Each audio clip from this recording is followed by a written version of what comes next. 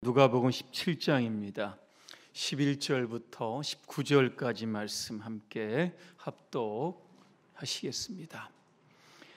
예수께서 예루살렘으로 가실 때에 사마리아와 갈릴리 사이로 지나가시다가 한 마을에 들어가시니 나병 환자 10명이 예수를 만나 멀리 서서 소리를 높여 이르되 예수 선생님이여 우리를 불쌍히 여기소서 하거늘 보시고 이르시되 가서 제사장들에게 너희 몸을 보이라 하셨더니 그들이 가다가 깨끗함을 받은지라.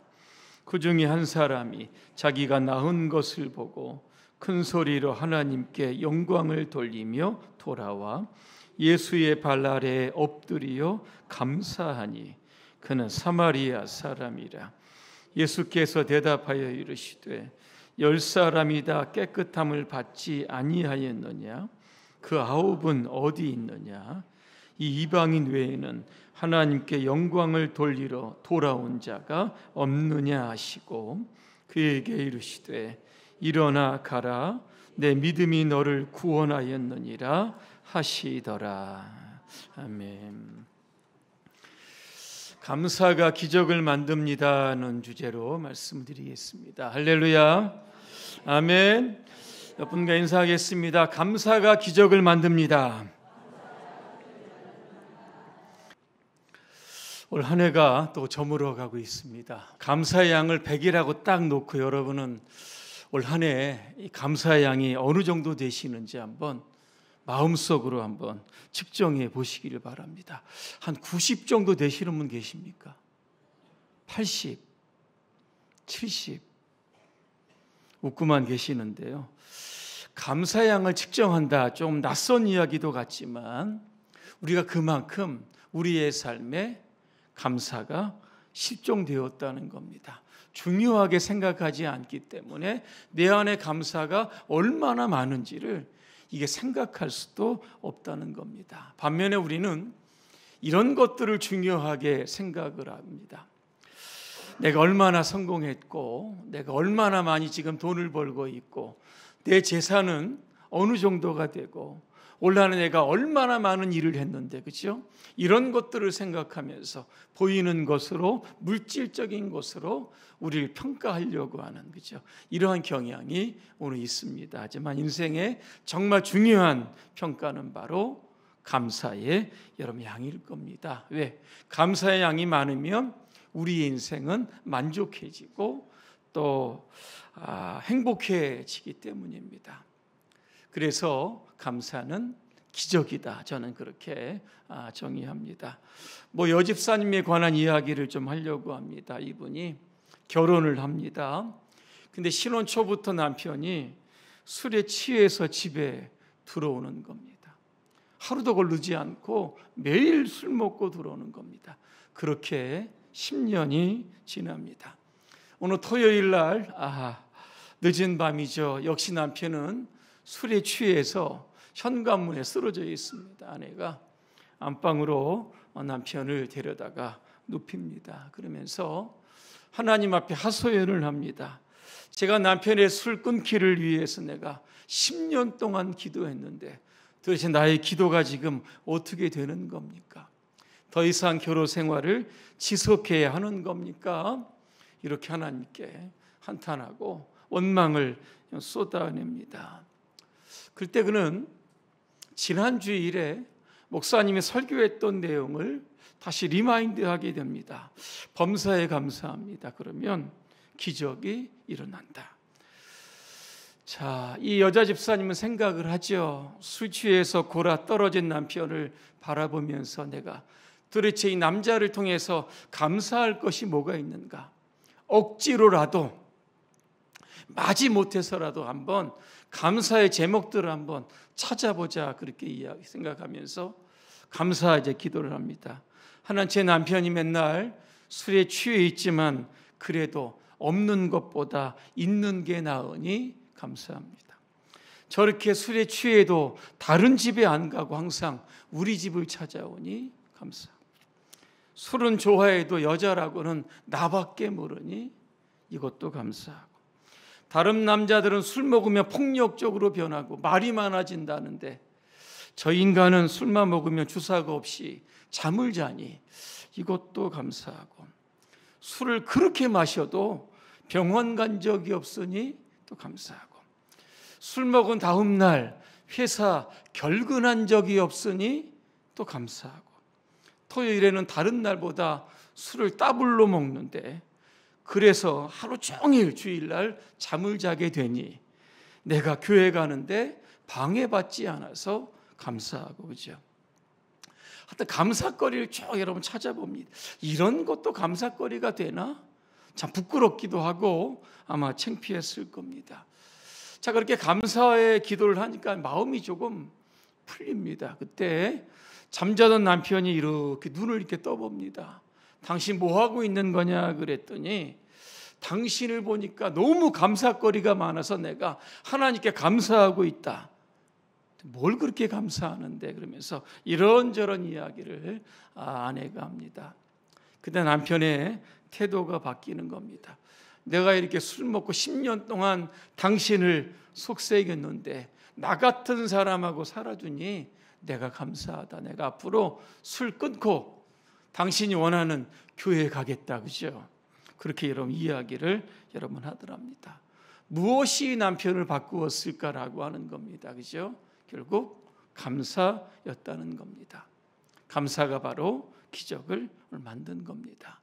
오늘 본문에 보니까 그 나병 환자가 치유를 받은 사건이 나옵니다. 예수님께서 예루살렘을 가시기 위해서 갈릴리로부터 사마리아로 내려와서 한 마을에 들어가시죠. 나병 환자 10명이 멀리 서 있습니다. 어느 정도 멀었을까? 학자들은 최소한 50m 이상 떨어졌을 것이다. 왜? 사람들하고 접촉하면 안 되기 때문에 그런 겁니다. 그 예수님을 향해서 여러분 50m입니다. 큰 소리로 외쳤을 겁니다.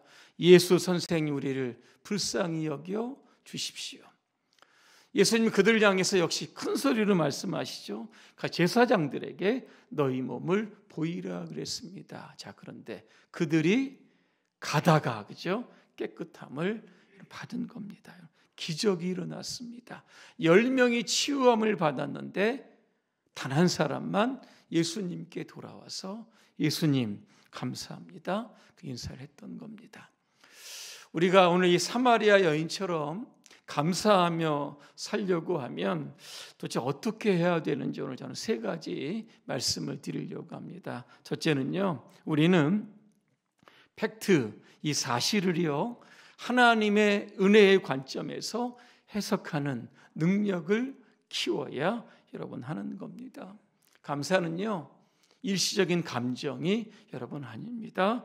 믿음의 시각으로 해석하는 여러분 능력입니다. 똑같은 상황인데 어떤 사람은 불평하고 어떤 사람은 감사합니다. 왜 그럽니까? 상황을 보는 해석을 다르게 하기 때문에 그럽니다. 미국의 동서대륙을 횡단하는 열차가 있었습니다. 근데 열차가요 로키 산맥을 올라가기 전에 2개의 엔진 중에 하나의 엔진이 고장이 난 겁니다. 그래 기관사는 그래도 1개의 엔진을 가지고 덴버까지 갈 수 있다. 확신을 가지고 기관차를 이제 운영합니다. 로키 산맥의 중턱에 딱 이르렀을 때 남아있던 하나의 엔진도 고장이 여러분 납니다. 기차가 딱 선 거죠. 기관사가 마이크를 들고 이렇게 이야기합니다. 여러분들에게 알려드릴 2가지 뉴스가 있습니다. 먼저 나쁜 뉴스를 말씀을 드립니다. 이 열차에는 엔진이 2개가 있는데 2개가 다 고장 났습니다. 자, 여러분에게 들릴 기쁜 소식이 있습니다. 여러분이 탑승하신 건 비행기가 아니라 기차이기 때문에 여러분 모두 안전합니다. 걱정 안 하셔도 됩니다. 그죠? 기관차 엔진이 고장났습니다. 그죠? 로키 산맥 중턱에서 얼마나 위기고 얼마나 어려움이고 불평불만이 아마 쏟아졌을 겁니다. 하지만 기관사는 팩트죠. 사실을 해석하는 능력이 뛰어나게 되었다라고 하는 겁니다. 오늘 10명의 사람들은 여러분 나병 환자입니다. 그죠? 레위기 13장과 14장에 보니까 레위인들이 구약 시대에도 여러분 있었습니다. 어떻게 합니까? 이 사람들은 격리된 채 살죠. 예전에 소록도처럼 이렇게 나환자촌이 여러분 있었다는 겁니다. 사람들과 격리에 살아야 되고 혹시나 사람들이 지나가게 되면 자기의 또 옷을 찢습니다. 머리털을 막 풀어헤치죠. 나는 부정한 사람입니다. 부정한 사람입니다. 나에게 가까이 오지 말라고 그랬던 사람들이 바로 오늘 나병 환자들입니다. 공동체, 가족, 이웃으로부터 여러분 격리되죠. 외롭고 절망스러운 그런 상황에 살아가는 사람들입니다. 나병 환자들 10명입니다. 똑같은 병 걸렸죠. 똑같이 외롭고 똑같이 힘듭니다. 하지만 똑같은 예수님 만나고 똑같이 치유함을 받았습니다. 상식적으로 생각을 하면 10명 모두 다 그죠? 예수님께 달려갔어야만 했을 겁니다. 그죠? 너무나 기쁘고 감격이 있으니까. 그런데 10명 중에 단 한 사람만 예수님께 돌아옵니다. 오늘 나머지 9명은 누굽니까? 한 사람은 사마리아인이고 이방인이었다. 분명히 규정이 되어 있는데 9사람은 유대인입니다. 하나님을 믿는 사람들이죠. 내가 하나님을 얼마나 열심히 믿는데 하나님이 당연하게 내 나병을 고쳐주어야지, 이런 생각을 가지고 여러분 있었던 겁니다. 그래서 예수님의 치유에도 불구하고 당연히 치유받았다 그런 생각이 드니까 예수님께로 올 필요가 없었던 겁니다. 하지만 이 사마리아 사람은요, 나 같은 죄인, 나 같은 이방인, 그죠? 나같이 몹쓸병에 걸려 이제 죽어가는 사람 예수님께서 고쳐주셨으니 이 얼마나 감격스러운 일인가. 예수님께로 여러분 가서 인사를 드렸다는 겁니다. 감사는 어디에서 나왔을까? 엄청난 치유를 받았기 때문에 거기에 감사가 나오는 것이 아닙니다. 그 치유를 하나님의 은혜로 해석을 하게 되면 거기에서 감사가 여러분 나오는 겁니다. 은혜를 많이 받은 사람이 감사하는 게 아니라 받은 것이 적더라도 이 은혜가 하나님이 나에게 주신 것이구나, 그죠? 크게 해석을 하게 되면 감사도 배로 커지게 여러분 된다는 겁니다. 하지만 여러분 원망은 어디서 나옵니까? 그죠? 사실을요 결핍으로 해석을 하면 원망 여러분 투성이가 되는 겁니다. 다른 사람들은 다 멀쩡하고 건강하고 편안하게 사는데 왜 나에게 질병이 오고 이렇게 사고가 오는 것일까, 그죠? 이렇게 생각을 하면 끝없이 원망하고 불평하게 여러분 되는 겁니다. 이스라엘 백성들 출애굽합니다. 광야길 들어가죠. 제일 광야에 가장 중요한 것이 뭡니까? 물입니다. 근데 이스라엘 백성들은요, 물이 없을 때 하나님을 원망하고 모세를 원망합니다. 이렇게 하죠. 하나님이 애굽에서 우리를 광야로 끌어내어서 우리를 목말라 죽게 한다 그랬습니다. 우리가 애굽으로 다시 돌아가자 했습니다. 뭐죠? 하나님의 구원의 은혜를죠. 목마르다는 것 때문에 여러분 다 잊어버렸다라고 하는 겁니다. 물이 없는 거 광야에서 여러분 팩트 맞습니다. 하지만 그 팩트를 하나님의 은혜와 섭리로 해석하지 못했기 때문에 여호수아 갈렙 외에 200만입니다. 그죠? 20세 이상의 사람들은 광야 40년 동안 그 모래밭에 다 묻히게 여러분 되었다라고 하는 겁니다. 하지만 여러분 감사는 언제 나옵니까? 광야에서 지금 물이 없네. 지금 갈증나고 목이 말라 죽겠지만, 그죠?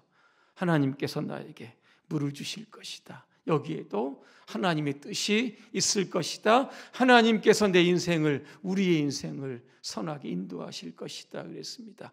출애굽기 15장입니다. 마라에 도착하죠. 물이 있는데 쓴물입니다. 그죠? 나뭇가지를 던져 쓴물을 단물로 바꾸는. 거기서 조금 더 갑니다. 그랬더니 엘림의 오아시스가 여러분 있습니다.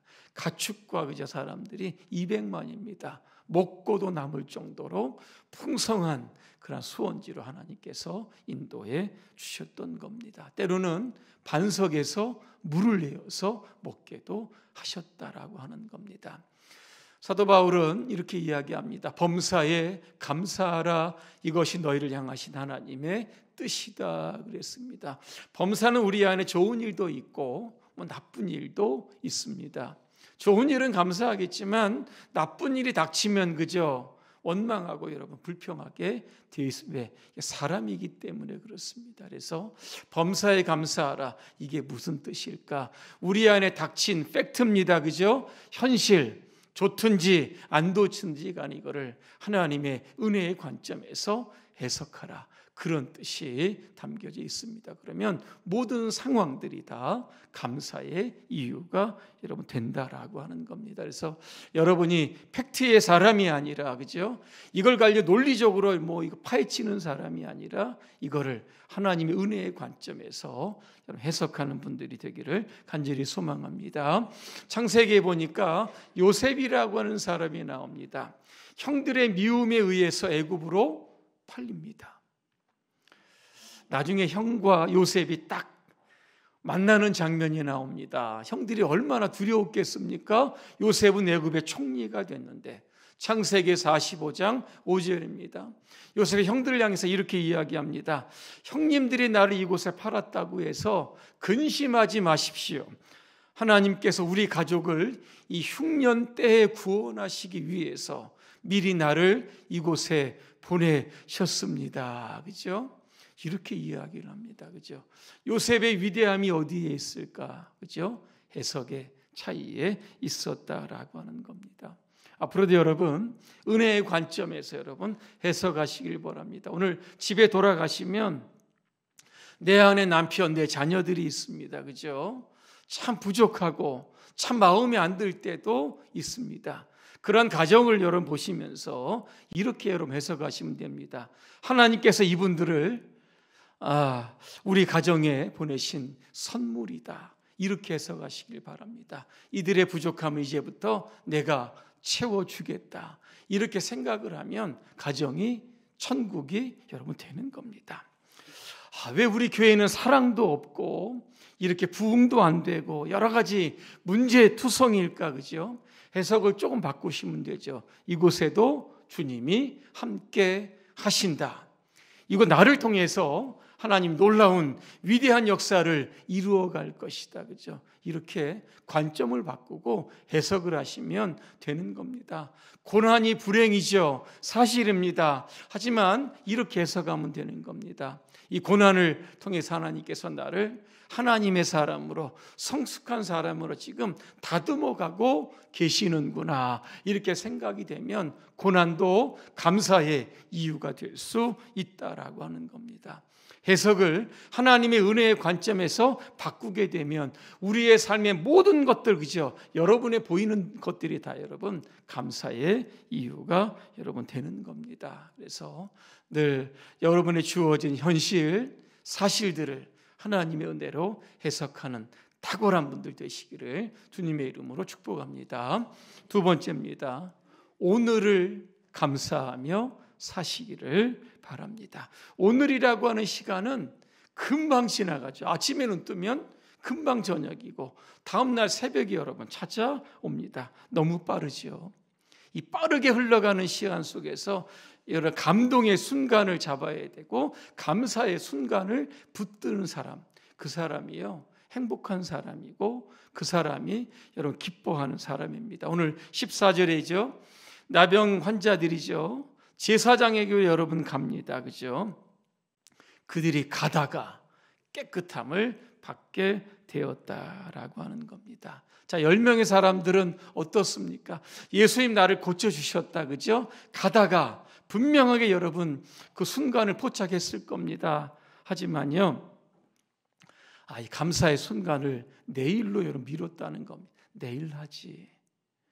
그러니까 그 치유된 그 감격이요, 시간이 지나면서 사라지고 잊혀졌다는 겁니다. 하지만 이 사람은 여러분 어떻습니까? 치유의 감격의 순간, 내가 이거 그 감격이 아직도 내 마음에 있는 동안 내가 주님께 감사해야겠다. 그래서 곧장 예수님께로 달려가게 됐다라고 하는 겁니다. 현존의 행복이라고 하는 그러한 여러 말들이 있습니다. 뭡니까? 현재의 순간에 행복하며 살자. 오늘 지금 이 시간, 오늘 예배하는 이 시간에 여러분 아주 행복하시기를 간절히 소망합니다. 마태복음 6장 34절입니다. 읽어드리죠. 그러므로 내일 일을 위하여 염려하지 말라. 내일 일은 내일이 염려할 것이요 한날의 괴로움은 그날로 족하니라. 무슨 뜻입니까? 우리는요 내일의 걱정 때문에 오늘의 행복을 놓치고 있는 겁니다. 그래서 내일 걱정하지 말고, 그죠? 오늘의 지금의 기쁨, 감동, 감격 이거 누리면서 여러분 살라 그렇게 말씀합니다. 자, 시편 118편 24절을 제가 읽어드립니다. 이날은 여호와께서 정하신 날이라. 이 날에 우리가 즐거워하고 기뻐하리로다 그랬습니다. 그렇죠? 시편 118편은 메시아에 관한 예언적인 여러분 시편입니다. 예수님께서 우리 죄를 위하여 죽으시고 3일 만에 부활하신 그 날을 뜻하고 있는 겁니다. 자, 그러니까 우리가 이 날이 어떻습니까? 기쁘고 즐겁고 행복한 날이죠. 주일이 바로 주님께서 부활하신 그러한 날입니다. 오늘 아침에 여러분 눈을 뜰 때마다, 그죠? 내가 사망의 권세를 이기고, 그죠? 부활이라고 하는 새로운 아침을 열게 해주신 그 하나님을 기억하며 여러분 감사하시기를 바랍니다. 과거의 어떤 염려에 묶일 필요도 없고 내일의 어떤 근심에 매일 여러분 필요도 없는 겁니다. 하루하루 부활의 능력으로 기쁘게 살아가면 여러분 된다라고 하는 겁니다. 그래서 오늘 이 날을 어떻게 합니까? 즐거워하고 기뻐하라 그랬습니다. 그날 시간 주시는 은혜와 감동에 감격하며 여러분 살라 그렇게 말씀하고 오늘 있습니다. 마지막 세 번째, 우리는 구원받은 것에 감사하며 살아야 합니다. 그죠? 10명 고침받은 사람들 어디로 갔는지, 그죠? 확인이 안 됩니다. 하지만 오늘 단 한 사람이 예수님께로 와서 감사하죠. 예수님 그를 향해 뭐라고 말씀하십니까? 내 믿음이 너를 구원하였다 그랬습니다. 이 사람은요 육체의 질병의 치유도 받았지만 아울러서, 그죠? 영적인 질병, 죄로부터 구원함을, 보장을 여러분 받았다는 겁니다. 한번 생각해 봤습니다. 나머지 9사람들이 도대체 어디에 갔을까라고 하는 겁니다. 그죠? 건강하기 때문에, 그죠? 아마 세상에 나가서 지 마음대로 살아가는 사람들 아마 있었을 겁니다. 병 때문에, 그죠? 하지 못했던 일. 아마 그렇게 살다가 나병은 여러분 전염병입니다. 그죠? 또 걸립니다. 그죠? 그들의 인생이 어떻게 됐는지는 우리가 알 수 없는 겁니다. 하지만 이 한 사람이죠. 사마리아 사람은 구원받았다. 이 땅의 모든 사람은 어찌 됐는지 여러분 죽습니다. 그죠? 나병으로 죽든지 늙어서 죽든지 간에. 하지만 중요한 것은 뭡니까? 감사를 통해서 그 영혼이 구원받았다. 이게 여러분 기적이 되었다라고 하는 겁니다. 오늘 여러분의 삶에도 우리가 받은 은혜에 여러분 감사도 해야 되지만 우리가 예수 믿고 구원받은 것에 대해서 날마다 만족하며 감사하며 사시기를 주님의 이름으로 축원합니다. 기도하겠습니다. 은혜로우신 하나님, 우리가 믿음으로 세상을 보고 하나님의 은혜의 시각으로 세상을 해석하게 하셔서 오늘도 우리의 삶이 하나님이 주신 풍성한 감사거리로 가득 채워질 수 있도록 도와주시옵소서. 그래서 매일이 즐겁고 매일이 행복하고 매일이 늘 감사한 일로 충만케 하여 주옵소서. 예수님의 이름으로 기도합니다. 아멘.